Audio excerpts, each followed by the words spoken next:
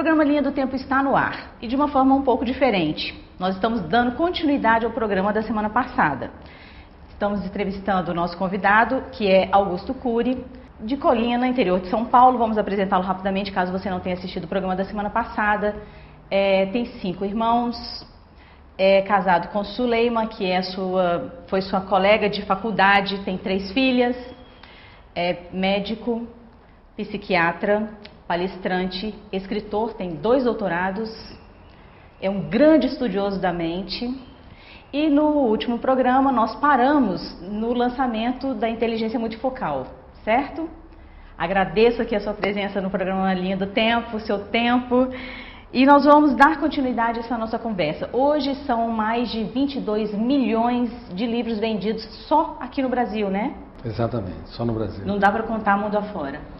Nós estamos em mais de 60 países, mas alguns países, com muito respeito, eles têm dificuldade, tem muita pirataria, a verdade é essa, e tem dificuldade de apresentar os números reais, por isso que eu não falo muito em números. Na verdade, os números não são importantes. Sim. Eu poderia ser o 20º, 30º e não o autor que mais vendeu livros na última década. Para mim, o importante é contribuir com a humanidade. A fama, status é efêmero numa vida tão breve. Sim. Você também é professor, né? Você é professor do curso de pós-graduação, já de psicanálise mesmo, né? Exatamente. Dou aula no mestrado e doutorado em psicanálise, mestrado e doutorado em ciências da educação e também nos Estados Unidos. Nossa. Eu pergunto isso porque toda a base da sua literatura, da sua obra, ele está muito baseado nessa pesquisa que você fez ao longo dos anos. Então vamos pensar nos livros que se sucederam ao Inteligência Multifocal. O que você queria levar, transmitir? Porque, veja bem, pesquisando, eu observei que você tem um deadline aí de 20 anos entre a faculdade, entre o seu momento de tristeza e o seu primeiro livro. Só que depois é como se você tivesse represado todo um conhecimento e de repente abre as comportas e jorra um monte de informação. Como é que foi exatamente esse processo? Parabéns, você fez uma observação muito clara. Eu escrevi mais de 3.000 páginas sobre como nós construímos pensamentos, como entramos na memória, como abrimos as janelas da memória, quais são as armadilhas da mente, como o nosso eu se forma desde do útero materno até todos os percalços, estímulos do útero social, enfim. Foram anos e anos de análise teórica e uma escrita solitária. Até que os pressupostos básicos da teoria da inteligência multifocal se estabeleceram e eu resumi 3.000 páginas em cerca de 400 páginas e a publiquei. E os meus outros livros que sucederam-se, eles foram derivados de todo o material que estava, que ainda inédito, não publicado. E ainda, para você ter uma ideia, eu tenho cerca de 1.500 a 2.000 páginas não publicadas. E são assuntos, uma página pode gerar 100 páginas de um livro. Imagine, por exemplo, a síndrome do circuito fechado da memória. Nós entramos numa janela traumática, cujo volume de tensão é tão grande que bloqueia milhares de janelas. E o eu não tem acesso a milhões de dados, porque cada janela tem milhares de informações. Enfim, ele não tem acesso a milhões de dados para dar respostas inteligentes nas situações estressantes. É por isso que nos primeiros 30 segundos de tensão, grande parte dos assassinatos são cometidos. Suicídios, a cada 40 segundos uma pessoa tira sua vida, infelizmente na Terra, e a cada 4 segundos uma pessoa atenta contra a sua vida. E, enfim, quando entramos numa janela killer, o volume de tensão bloqueia todo o acesso do eu, e ele fica sem condições de dar respostas brilhantes nas situações estressantes. No caso dos suicídios, nenhuma pessoa de fato quer matar a vida, destruir a sua existência. Ela quer matar a sua dor, a sua angústia, o seu sentimento de culpa, autoabandono, enfim, ela quer matar tudo que o asfixia. Como a psique não morre, quem morre é o corpo, então as pessoas atentam contra a psique. Ninguém morre de depressão em tese, de síndrome do pânico ou de uma psicose. Tem que parar as células do coração, tem que haver uma destruição do corpo para que a vida se extingua. E as pessoas acabam intuitivamente atentando contra o seu próprio corpo, quando na verdade eles têm fome ou elas têm fome e sede de viver, mas não sabem disso. E nós anunciamos isso nos livros. Bom, enfim, mas o que eu quero dizer é que uma janela killer, ela fecha o circuito da memória. E não apenas nos casos de suicídio, de homicídio, mas guerras são deflagradas quando se fecha o circuito da memória. Genocídios são produzidos, competição predatória, inclusive os maiores erros da nossa vida são cometidos quando nós entramos numa janela killer. Palavras que pais jamais deveriam dizer para os filhos, quando se explodem, quando agridem, humilham publicamente, bem como professores, executivos, casais, são construídas nesses cálidos momentos onde se fecha o circuito da memória. Por isso, a melhor resposta num foco de tensão é não dar resposta. A melhor reação é não reagir. Uma pessoa grande se faz pequena, ou seja, ela não reage pelo fenômeno bateu, levou. Ela se recolhe dentro de si e desenvolve a arte da dúvida. Por que eu sou obrigado a reagir? Por que eu sou obrigado a ser escravo da crítica, da agressão, da calúnia, da ofensa? Eu sou autor da minha própria história.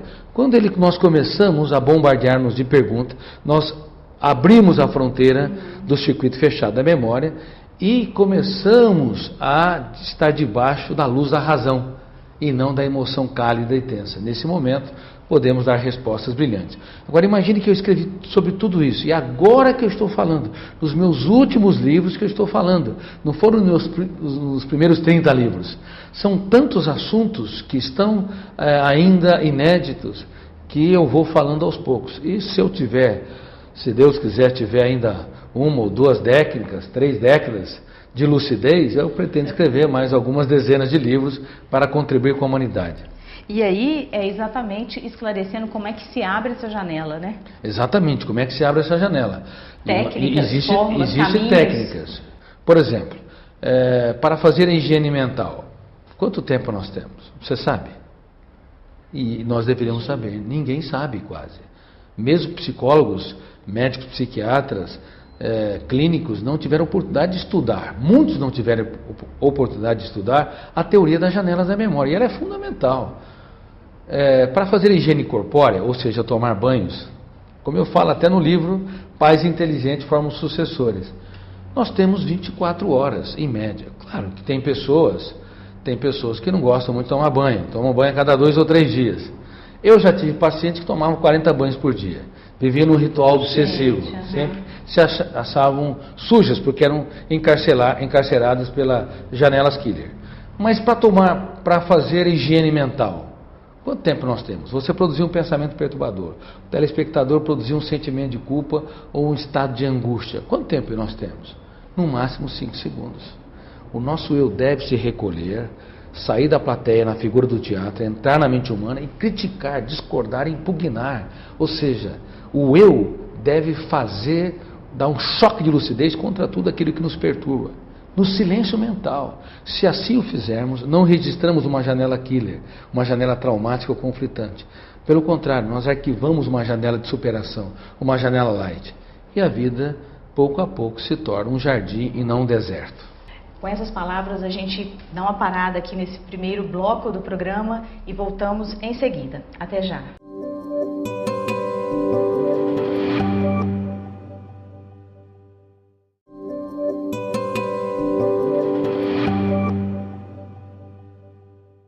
E nós continuamos essa conversa maravilhosa aqui com Augusto Cury. Nós estávamos falando do Semeador de Ideias, que foi lançado em 2010. E aí, gostaria que você fosse até mais abrangente, né? Como semear boas relações nessa sociedade quase caótica que nós vivemos e rápida, tudo muito rápido. Bom, em primeiro lugar, nós frequentemente traumatizamos as relações que nós mais amamos. Os pais, eles se encantam com os filhos quando são bebês, falam muito com eles quando eles não sabem falar. Quando eles aprendem a falar, os pais se calam. Quando eles precisam de apoio, os pais criticam, dão bronca, se torna um manual de regras e não um manual de vida que transfere as suas experiências para que eles possam aprender a se tornar autores da sua própria história. Pais inteligentes falam das suas lágrimas para que seus filhos aprendam a chorar as deles.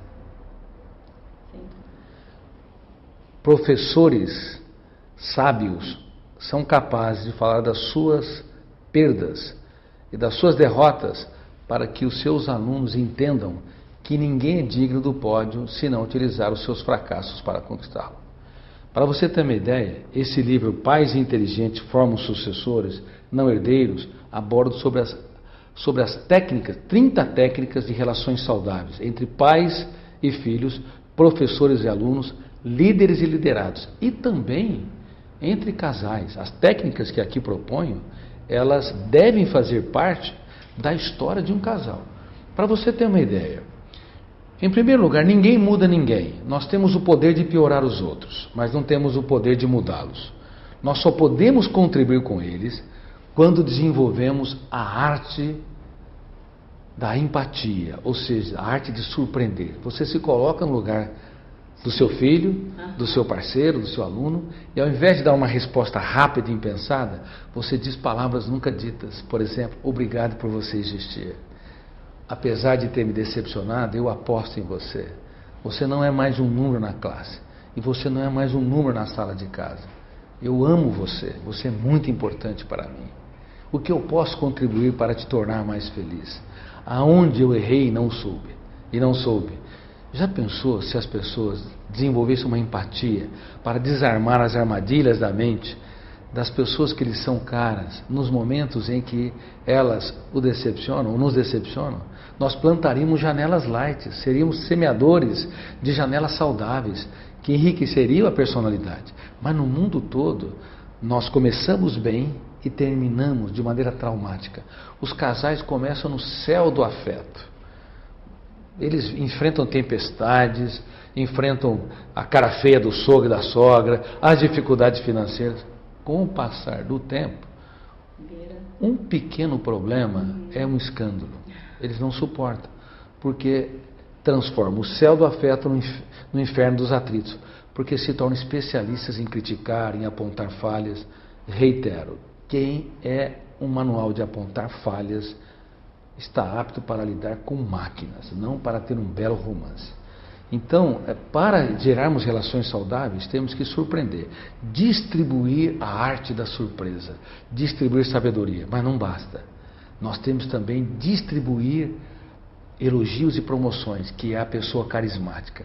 O empático distribui sabedoria, palavras nunca ditas. O carismático distribui elogios todos os dias e promove todos os dias pessoas que amam. Mas não basta, tem de ser simpático. O simpático distribui sorrisos e cumprimentos. Ele cumprimenta o porteiro do prédio, o garçom que serve, a cozinheira que ele não vê no restaurante que fez uma comida agradável. Ele perfuma o ambiente, ele encanta o ambiente, ele ensina os seus filhos a se curvarem em agradecimento. Portanto, eu acho que a humanidade está adoecendo rápido e coletivamente, porque nós perdemos os parâmetros das ferramentas mais importantes para desenvolvermos relações saudáveis. Eu me lembro de uma entrevista que você deu na revista Época, e você leva um conceito que trata já dessa questão que você já está colocando, que é o SPA, né? O significado dessa sigla é? Síndrome do pensamento acelerado. Que é, eu acho que isso tem a ver com o adoecer da sociedade. E vou só explicar um pouquinho sobre essa síndrome, que está no meu livro Ansiedade, Como Enfrentar o Mal do Século. Eu não imaginava que houvesse um boom. Talvez um dos livros mais lidos do país, se não o mais lido do país atualmente, porque as pessoas estão adoecendo rapidamente no único lugar que deveriam ser livres e tranquilas, dentro de si mesmas. Pensar é bom, pensar com consciência crítica é ótimo, mas pensar demais é uma bomba contra a saúde psíquica. E quais são as causas da hiperconstrução de pensamentos? Excesso de informação, excesso de smartphone, excesso de videogames nas crianças, excesso de trabalho intelectual e de atividades, também de internet. Isso estimula um fenômeno inconsciente chamado alto fluxo, a ler a memória numa velocidade nunca antes vista. Uma criança de 7 anos de idade hoje provavelmente tenha mais informações do que o imperador romano tinha no auge de Roma. Tudo isso excita esse fenômeno do alto fluxo a fazer com que a mente seja superagitada, gerando dores de cabeça, dores musculares, queda de cabelo, fadiga ao acordar, sofrimento por antecipação, dificuldade de lidar com pessoas lentas. Você tem dificuldade de lidar com pessoas lentas? Muitos, nas minhas palestras, muitos têm. Eu pergunto, quem tem dificuldade de lidar com pessoas que não pegam rápido, que não andam rápido? 90% tem, entendeu? Sabe por quê? Não é que eles são lentos, é que nós somos rápidos demais. E isso faz com que a gente queira que todo mundo imprima nosso ritmo frenético, ansioso e estressante. E outro sintoma importante é sofrer por antecipação e também ter déficit de memória, ou seja, esquecimento. Isso forma o quadro da síndrome do pensamento acelerado, que eu tive o privilégio de descobrir e a infelicidade de saber que grande parte da população mundial é acometida por ela. E podemos conversar sobre algumas técnicas. O remédio, justamente. O remédio. Número 1, não trair a sua cama, não levar os problemas para ela. Ela é um leito sagrado. Número 2, não trair os seus finais de semana. Ele também tem de ser sagrado. Não adianta querer usar celular e trabalhos frequentes. Apenas em algumas circunstâncias você trabalha no final de semana para aproveitar uma oportunidade que surgiu. Mas de um modo geral, tem de ser um ambiente para nós relaxarmos. Porque não adianta querer ser o mais rico de um cemitério ou o mais eficiente de um leito de hospital. E as pessoas, e os melhores profissionais estão com mais altos índices da síndrome SPA ou do pensamento acelerado. Outra coisa, férias, é bom que se tire 2 férias por ano ou 3 férias por ano de uma semana e não umas férias de um mês. Isso estressa. No 7º dia, nem a pessoa que tirou férias está se aguentando, de tão agitada que está a sua mente. Uma outra ferramenta importante, contemplar o belo, fazer das pequenas coisas um espetáculo aos olhos. Rico do ponto de vista psiquiátrico não é quem tem muito dinheiro no banco, mas quem faz muito do pouco. Gaste tempo com as flores do seu jardim, gaste tempo trocando experiências com seus filhos, como eu disse, elogiando, gaste tempo contribuindo com o outro, porque uma pessoa só é verdadeiramente feliz quando investe na felicidade e bem-estar dos outros. Uma regra de ouro da psicologia. O individualismo é um problema. Quem vive ensimesmado no seu computador, no seu smartphone, na sua televisão, tem grande chance de adoecer drasticamente, porque o isolamento não produz estabilidade emocional, espontaneidade psíquica e nem profundidade intelectual. Nós nos encarceramos. Relações, né? Essas pessoas evitam relações, e aí como viver sem relações? Chafurda na lama dos seus pensamentos perturbadores ou antecipatórios. Nossa, o tempo inteiro. Uma parada, mais uma parada, e nós vamos voltar para o último bloco do Linha do Tempo, em companhia aqui dessa pessoa agradável, inteligente, que está compartilhando esse conhecimento lindo com a gente. Até já.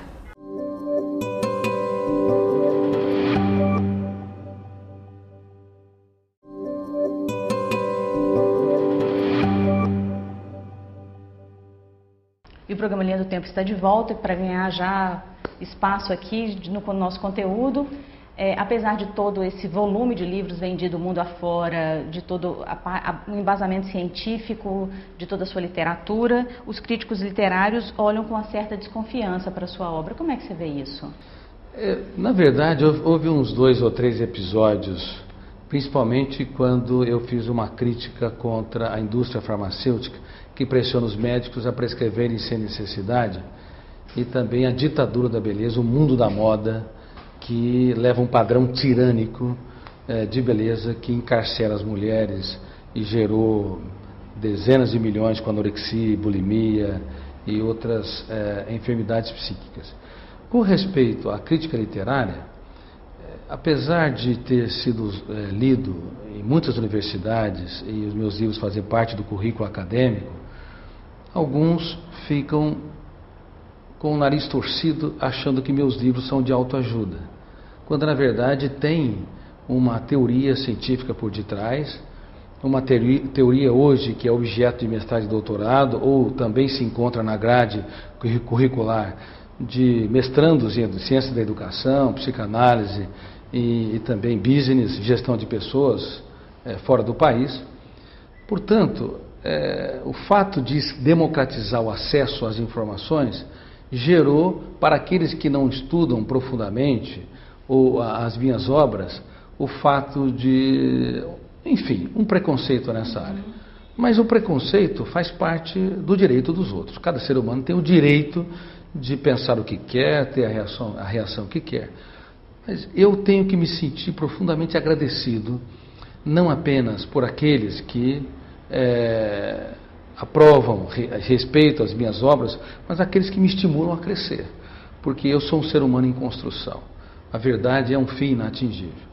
E também tenho que agradecer o fato de milhões de pessoas em várias línguas, em mais de 60 países, estarem aprendendo a desenvolver ferramentas para proteger a sua emoção, gerenciar pensamentos, trabalhar perdas e frustrações.